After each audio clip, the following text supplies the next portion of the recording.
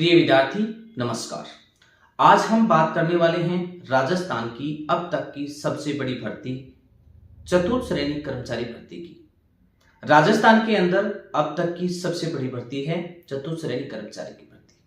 सभी विद्यार्थी इस भर्ती के बारे में बिना किसी जानकारी को समझे अपना आवेदन नहीं करेंगे। आवेदन करने से पूर्व आपको पूरी जानकारी होनी चाहिए इस भर्ती की। इस भर्ती के अंदर योग्यता क्या है, इसकी आयु सीमा क्या है और ये फॉर्म कब शुरू होंगे, इसकी अंतिम तिथि कब है, ये किस प्रकार से इसका एग्जाम होगा, टैबलेट के माध्यम से होगा, कंप्यूटर के माध्यम से होगा, किस प्रकार से इसकी तैयारी आपको करनी है।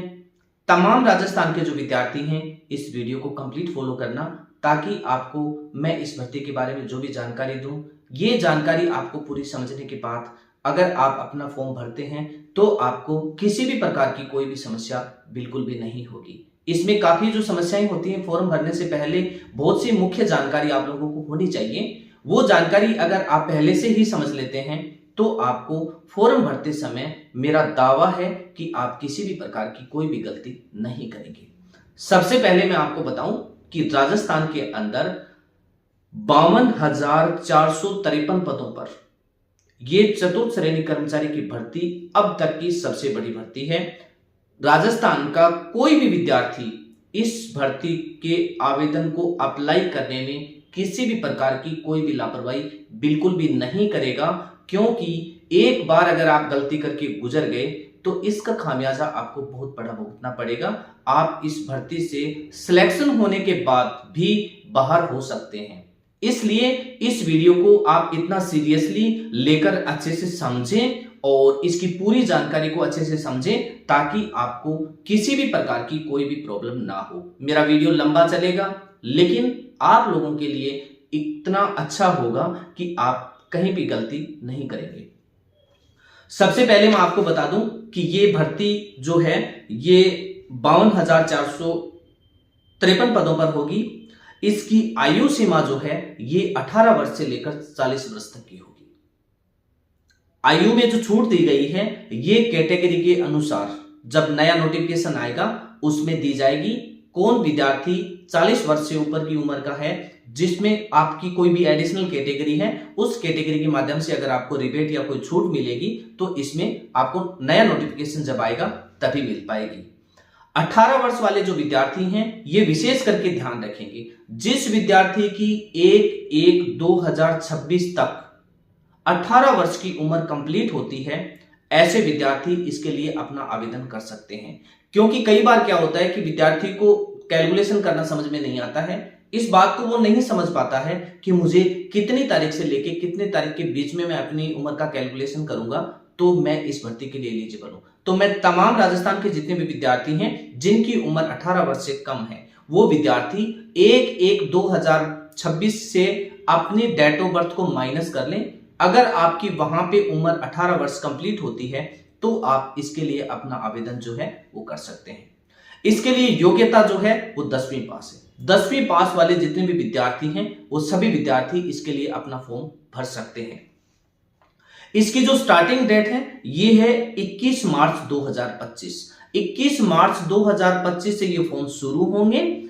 19 अप्रैल 2025 तक ये फॉर्म भरे जाएंगे। आपके पास काफी लंबा वक्त है, लेकिन एक बात का विशेष ध्यान रखना है, आपको लंबे वक्त का इंतजार बिल्कुल भी नहीं करना है। जिस दिन ये फॉर्म शुरू हो जाएं, सभी विद्यार्थी कोशिश करें कि आप जैसे फॉर्म शुरू होते हैं वैसे ही अपना आवेदन अप्लाई कर दें, ताकि आप के पास समय होगा और साइट की प्रॉब्लम आ सकती है, कोई भी टेक्निकल प्रॉब्लम आ सकती है। इसलिए सभी विद्यार्थी समय पर अपना आवेदन अप्लाई करेंगे।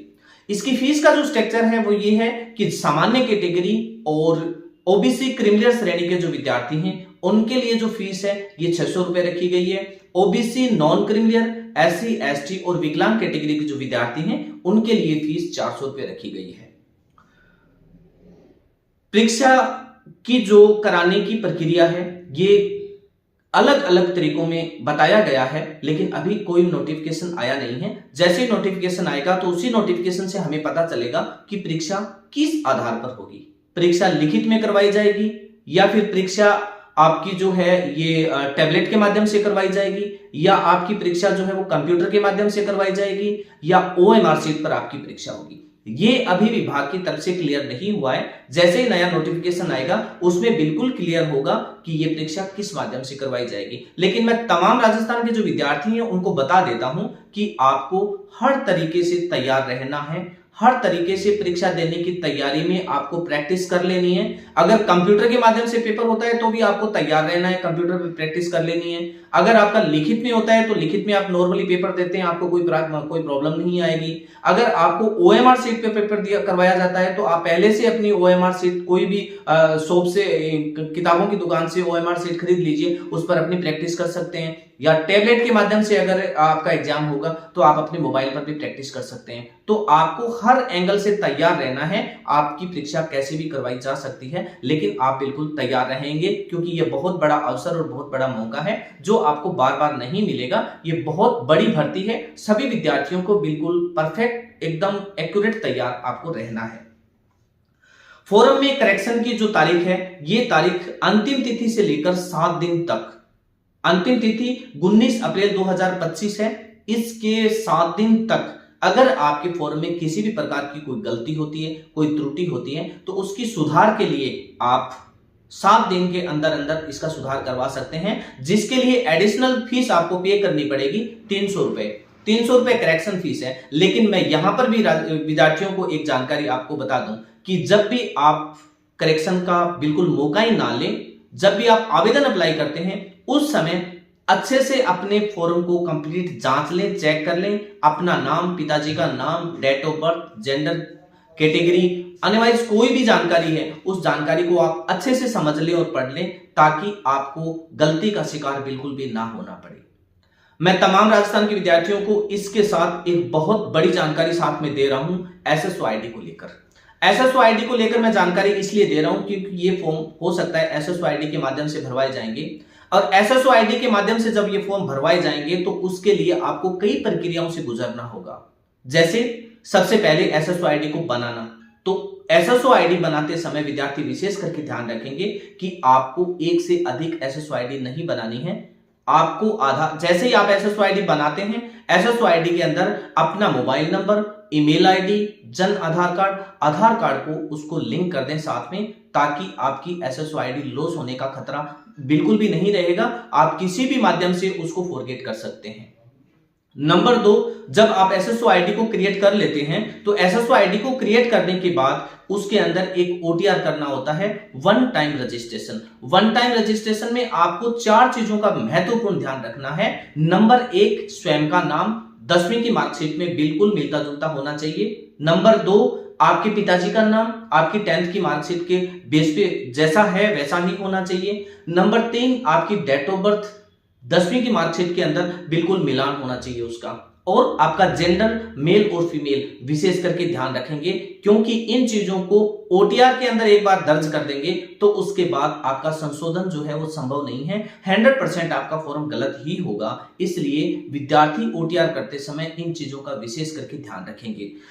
नंबर 3, केवाईसी का मतलब है कि आपको लाइव फोटो अपडेट करना है और एक सेल्फ डिक्लेरेशन आपको वहां पर अपडेट करना है। इन दोनों चीजों का आप विशेष करके ध्यान इसलिए रखेंगे क्योंकि जब आप लाइव फोटो कैप्चर करते हैं तो आपके चेहरे पर बिल्कुल अच्छी लाइटिंग होनी चाहिए। आपका जो पीछे का पर्दा है ये पर्दा बिल्कुल सफेद होना चाहिए, और उसके बाद ही आपको फोटो कैप्चर करनी है लाइव वेरिफिकेशन की। और सेल्फ डिक्लेरेशन हिंदी और इंग्लिश में दोनों में आपको सही तरीके से अपडेट करना है, लिखना है। उसके नीचे एसएसओ आईडी, ओटीआर की संख्या और आपका एड्रेस, पूरा एड्रेस लिखना है। मोबाइल नंबर उसके साथ मेंशन नहीं करने हैं, लेकिन उसमें एड्रेस आपको लिख देना है। ये सारी जानकारी आपको वहां पर कंप्लीट ई-केवाईसी के जो फॉर्मेट है उसमें अपडेट करना है, और अपडेट करने के बाद आपको फाइनली अपनी ई-केवाईसी को कंप्लीट करना है। उसके बाद ही आपका फॉर्म भरा जाएगा। तो तमाम राजस्थान के जितने भी विद्यार्थी हैं वो इन विशेष करके ओटीआर, ई-केवाईसी और एसएसओ आईडी का ध्यान रखेंगे,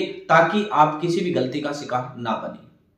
मैं सभी विद्यार्थियों से विनम्र निवेदन करना चाहूंगा कि ये जानकारी अब विद्यार्थियों आप लोगों को अगर अच्छी लगी है तो इस जानकारी को राजस्थान के तमाम विद्यार्थियों तक शेयर करेंगे, साझा करेंगे, ताकि सभी विद्यार्थी इसको अच्छे से समझ के अपना आवेदन अप्लाई करेंगे तो उनको किसी भी प्रकार की परेशानी बिल्कुल भी नहीं होगी। सभी विद्यार्थी वीडियो को लाइक और कमेंट करके मुझे जरूर बताएंगे, वीडियो को शेयर करना बिल्कुल भी नहीं भूलेंगे, ताकि राजस्थान के सभी विद्यार्थी इसका लाभ उठा सकें और इस भर्ती में शामिल हो सकें और गवर्नमेंट की नौकरी पा सकें। सभी विद्यार्थियों को एक बार मेरा फिर से बहुत बहुत धन्यवाद और नमस्कार।